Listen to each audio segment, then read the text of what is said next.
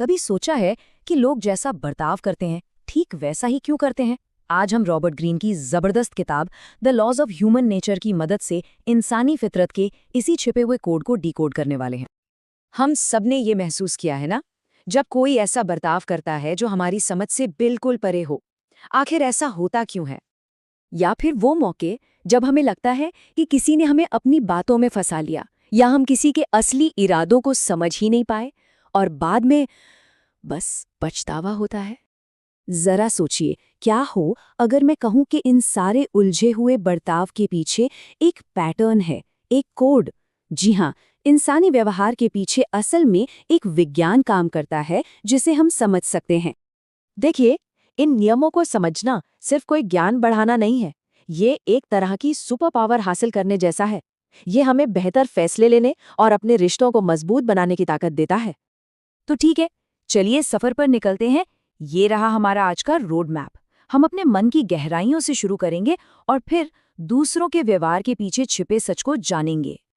तो हमारा पहला पड़ाव है हमारा अपना मन, जो ज्यादातर वक्त हमारी भावनाओं के कंट्रोल में रहता है। और यहीं से आता है अतार्किकता का नियम। सबसे कमाल की बात तो ये है कि हमें लगता है कि हम बड़े लॉजिकल फैसले ले रहे हैं, पर सच तो यह है कि हमारा दिल पहले ही फैसला कर चुका होता है। हमारा दिमाग तो बस बाद में उस फैसले को सही ठहराने के लिए बहाने बनाता है। इसे ही रैशनलाइजेशन कहते हैं। यहाँ आप साफ साफ देख सकते हैं, हमारे अंदर ना हमेशा एक जंग चलती रहती है।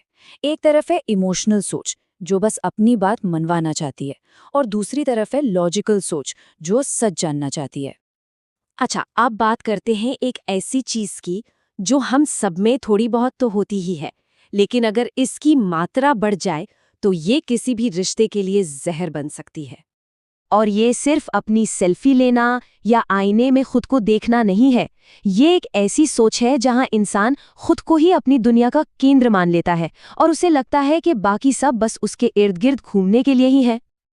ये कुछ रेड फ्लैग्स हैं। अगर कोई लगातार बातचीत को अपनी तरफ घुमाए या हर वक्त बस अपनी ही तारीफ चाहे, तो समझ जाइए मामला गड़बड़ है। इसका एक ही तोड़ है, सहानुभूति। मतलब खुद की जगह दूसरे को रखकर सोचने की कोशिश करना। चलिए अब उस दुनिया में चलते हैं जहां हर कोई एक किरदार निभा रहा है, हर किसी में एक नकाब पहना हुआ है। सदियों पहले कही गई ये बात आज भी एकदम सटीक बैठती है। हम में से ज्यादातर लोग अपना असली चेहरा शायद ही कभी किसी को दिखाते हैं। और ऐसा करना ज़रूरी भी है, समाज में घुलने मिलने के लिए, प्रोफेशनल दिखने के लिए। लेकिन असली खतरा तब शुरू होता है जब हम उस नकाब के पीछे अपने असली मैं को ही खो देते हैं। अब हम इंसानी फितरत के कुछ ऐसे अंधेरे कोनों में झांकने वाले हैं जिन्हें हम अक्सर स्वीकार नहीं करना चाहते। ईर्ष्या या जलन बहुत नेगेटिव भावना लगती है कि नहीं? पर क्या हो अगर इसी जलन को अपनी तरक्की का ईंधन बना लिया जाए? इसे दबाने की बजाय ये समझने की कोशिश करें कि सामने वाले में ऐसा क्या है जो चाहिए, और फिर उसे हासिल करने में जुट जाएं। और हाँ, आक्रामकता का मतलब हमेशा चीखना चिल्लाना नहीं होता। सबसे खतरनाक हमला वो होता है जो एक मीठी मुस्कान के पीछे छिपा हो, जैसे तारीफ के बहाने बेइज्जती करना या पीठ पीछे काम बिगाड़ना। ये स्लाइड एक बहुत बड़ा सवाल खड़ा करती है। क्या हम बस भीड़चाल का हिस्सा बनकर रहना चाहते हैं या अपनी अलग राह बनाने की हिम्मत रखते हैं? क्योंकि इतिहास हमेशा उन्हीं को याद रखता है जो भीड़ से अलग चलते हैं।